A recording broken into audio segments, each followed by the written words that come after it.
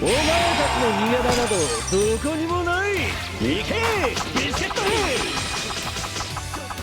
クラッシュクレストロ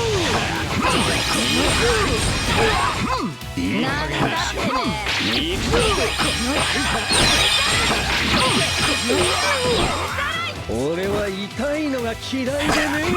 どけこの野郎。行けビスケット行く。なんだってね。なんでやがってそこにいろって余計なことまで聞きやがって。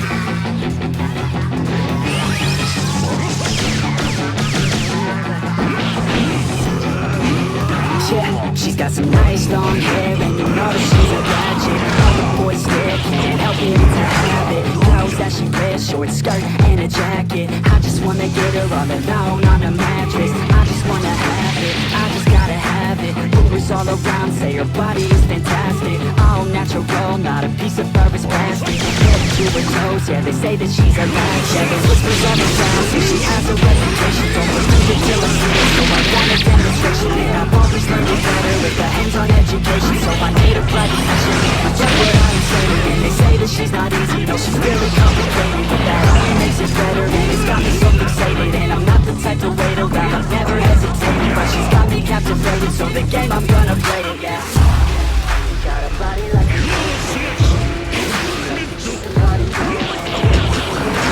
got me feeling lonely. I want that body that you show me. She's got a body like a she likes to keep the party going. I want that body that you show me.